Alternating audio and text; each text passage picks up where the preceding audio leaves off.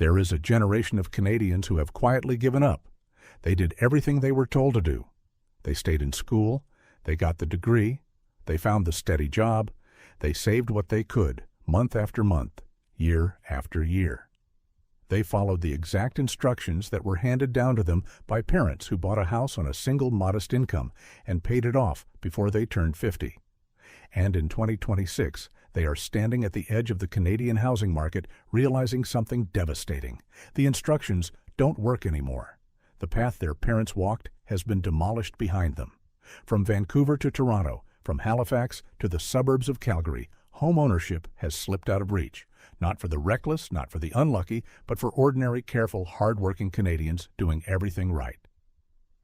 If you live in this country, this affects you whether you own a home or not, because what's happened to Canadian housing isn't just a market story. It's the story of how the basic promise of this country quietly broke. And by the end of this video, you'll understand exactly why and where it's heading next. Let's start with the thing everyone feels but few people say plainly. Housing in Canada didn't just get expensive, it became detached from income. And those are two completely different problems. Expensive is survivable. Expensive means you save longer, you buy smaller, you move further out. Canadians have always been willing to do that. But detached from income means something else entirely. It means the price of a home is no longer connected to what a Canadian job actually pays. And when that link snaps, no amount of discipline, saving, or sacrifice can bridge the gap. Because the gap isn't growing at the speed of your savings. It's growing faster. That's the trap. You save harder, and the finish line runs away from you. Think about what that does to a person. You do everything right for a decade, and you end up further from a home than when you started. Not because you failed, because the target moved. So how did we get here? There isn't one villain. There are several forces, and they all pushed in the same direction at the same time. The first is supply. Canada simply did not build enough homes for a very long time. Building slowed, red tape thickened, approvals dragged on for years, and the kinds of homes that got built weren't always the kinds people actually needed. Meanwhile, the population kept growing. When you have more people wanting homes than there are homes to want, the price only goes one direction. That's not politics. That's arithmetic. The second force is what housing became. Somewhere along the way, a home in Canada stopped being primarily a place to live and started being primarily an investment, an asset, a retirement plan, a vehicle for building wealth, and once that happened, the entire logic of the market changed. Because here's the uncomfortable truth nobody wants to say out loud. If your house is your retirement fund, then you need house prices to keep rising. And if house prices keep rising, then by definition, your own children cannot afford to buy one. Those two things cannot both be true. An entire country has been quietly hoping they could be, and they can't. That's the contradiction sitting at the heart of Canadian housing. We built a system where the financial security of one generation depends on the exclusion of the next. The third force is interest rates. And this one is brutal because it works in both directions. For years, rates were extremely low. Cheap money meant buyers could borrow enormous sums, and when everyone can borrow enormous sums, everyone bids more, and prices climb to meet the borrowing. So cheap money didn't make homes affordable. It made them expensive. Then rates rose. And here's the cruelty. Prices didn't fall nearly enough to compensate. So now you have the worst of both worlds. The price is still enormous, and the cost of borrowing that money is far higher than it was. The monthly payment on the same house can be dramatically more punishing than it was a few years ago. Buyers got crushed on the way up and crushed again on the way down. And for existing owners, there's a slow-motion trap running underneath all of this. Mortgages in Canada renew. That family who bought at a low rate is now walking toward a renewal at a much higher one. And the payment shock landing on kitchen tables across this country is very real.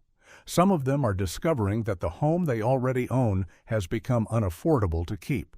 The fourth force is the down payment, the wall that stops most people before they even reach the starting line. Here's the maths that breaks people. As prices rise, the down payment rises with them because it's a percentage. So the amount you need to save gets bigger every year that you fail to buy. Meanwhile, you're paying rent, and rent has climbed so aggressively that it's consuming the exact money you'd need to save for that down payment. Sit with that. You're paying so much to live that you cannot save to stop paying so much to live. You are being charged monthly for the privilege of not being able to escape. That's the rent trap, and millions of Canadians are caught in it right now with no visible way out. But here's the real reason nobody can afford a home in Canada anymore, the one that ties every other force together. Wages stopped keeping up. Everything else didn't. That's it. That's the engine of the whole crisis. Canadian incomes have grown slowly. Housing costs have not. And the space between those two lines is where an entire generation now lives, renting, saving, waiting, and slowly realizing the wait has no end. We tend to talk about this as a housing problem, and that's a mistake. It isn't really a housing problem. It's an income problem, expressed through housing. The house is just where the pain becomes visible. If Canadian jobs paid what Canadian life costs, this crisis would look completely different. They don't, and so it looks like this. Let me make it real.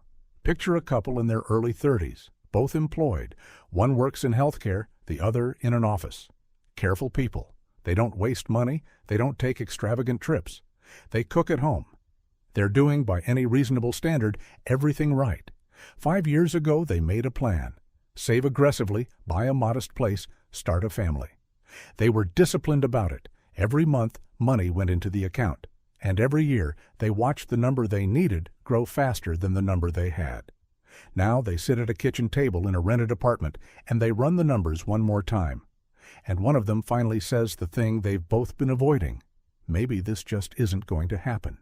Not yet. Not this year. Not ever.